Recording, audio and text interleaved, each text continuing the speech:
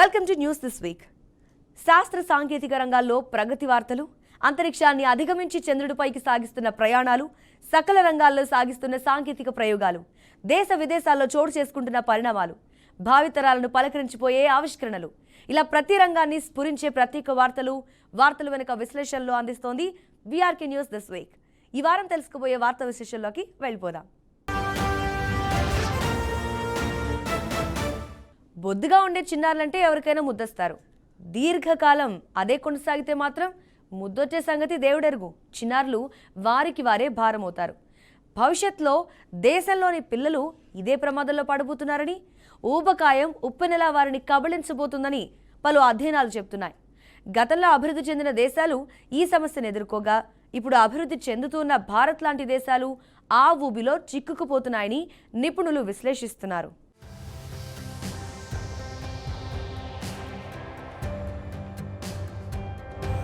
మనిషికి శరీరాకృతి అందాన్నిస్తుంది.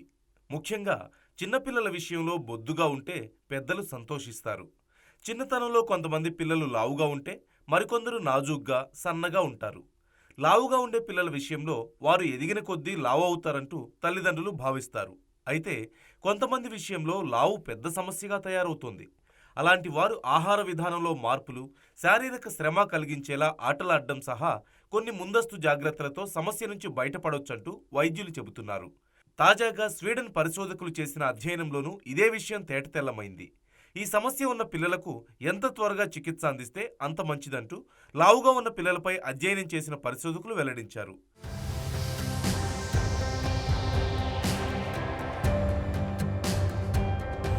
ఊబకాయం సమస్య ఇప్పటికిప్పుడు వచ్చింది కానప్పటికీ కోవిడ్ తర్వాత పిల్లల్లో ఊబకాయం సమస్య ఎక్కువగా పెరుగుతోంది.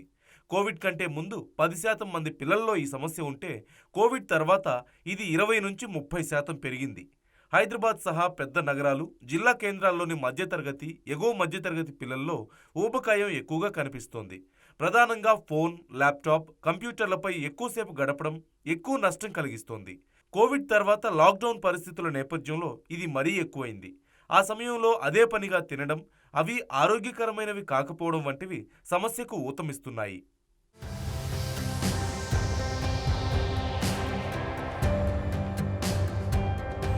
మనలో చాలామంది రుచికి అధిక ప్రాధాన్యత ఇస్తారు. కొంతమంది ఉప్పు అధికంగా వాడతారు. అయితే ఎక్కువ ఉప్పున్న ఆహార పదార్థాలు తినడం, అదేవిధంగా అధికంగా వేగిన చిరుతిండ్లు, తీపి పదార్థాలు తినడం సమస్యను పెంచుతుంది. గతంలో ఈ సమస్య బడియీడు చిన్నారుల్లో కనిపించేది. ఇప్పుడు 3 ఏళ్ల కంటే తక్కువ వయసు, 10 ఏళ్ల పైబడిన వారిలోనూ కనిపిస్తోంది. ఆదాయ వనరులు పెరగడంతో పాటు మారిన ఆహారపు అలవాట్లు, జీవనశైలి, శారీరక శ్రమ బాగా తగ్గిపోవడం, విద్యా సంస్థల్లో చదువులకే తప్ప ఆటలకు ప్రాధాన్యం ఇవ్వకపోవడం వంటివి సమస్యను పెంచుతున్నాయి.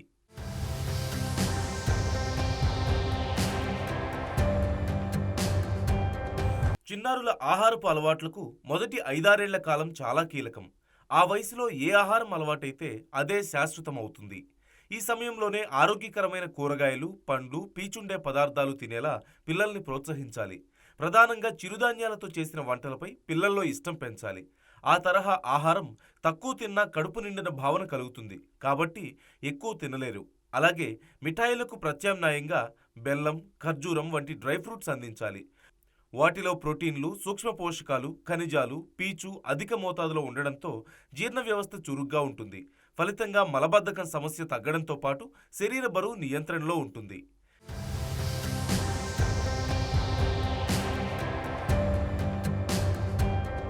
చిన్నతనంలో పిల్లల బరువును నియంత్రించకపోతే పిల్లలు 14 నుంచి 20 ఏళ్ల వయసులో అనేక దుష్పరిణామాలు ఎదుర్కోవాల్సి ఉంటుంది.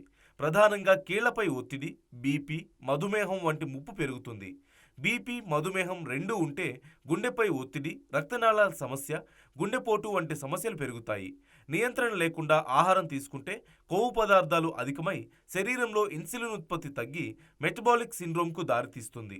మరోవైపు ఊబకాయం సమస్య ఉన్న పిల్లలపై మానసిక ఒత్తిడి ఉంటుంది. సహ విద్యార్థులు వారితో వ్యవహరించే తీరుతో మరింత పెరుగుతుంది. Chips, French fries, burger, pizza వంటి ఎక్కువ క్యాలరీలతో నిండిన ఆహారం, జంక్, ప్యాకేజ్డ్ ఫాస్ట్ ఫుడ్లు పిల్లల్లో ఊబకాయం సమస్యకు మరో కారణం. తక్కువ పరిణామంలోనే తీసుకుంటున్నామని సర్ది చెప్పుకుంటున్నా అందులో ఎక్కువ క్యాలరీలు ఉండడం సమస్యను పెంచుతుంది. ఉదాహరణకు ఒకే కేక్ ముక్కలో 500 నుంచి 700 క్యాలరీల పిండి పదార్థాలు ఉంటాయి.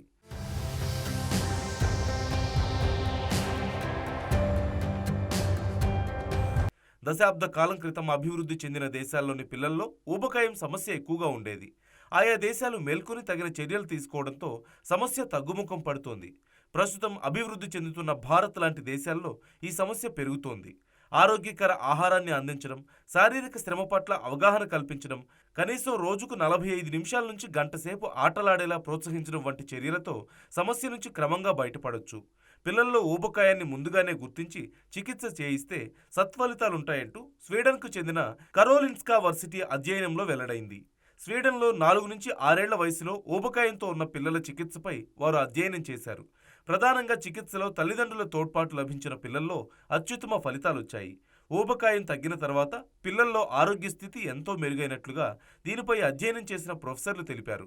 పిల్లలకు ఇంట్లో అందించే ఆహారంలోని పోషకాలు, కలిగే ఆరోగ్య ప్రయోజనాలపై అవగాహన కలిగించాలి. వంటల్లో వారిని భాగస్వాములు చేయాలంటూ సూచించారు.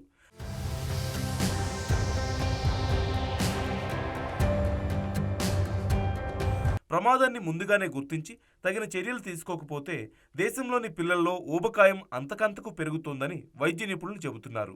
2030 నాటికి ప్రపంచవ్యాప్తంగా ఊబకాయ సమస్యతో ఉన్న 10 మంది పిల్లల్లో ఒకరు భారత్లోనే ఉంటారని ఒక అంచనా. 2019-2021 జాతీయ కుటుంబ ఆరోగ్య సర్వే ప్రకారం 5 ఏళ్లలోపు చిన్నారుల్లో 3.4% మంది ఊబకాయంతో బాధపడుతున్నారు. అది అంతకుముందు 2015-16లో 2.1% మాత్రమే ఉండేది.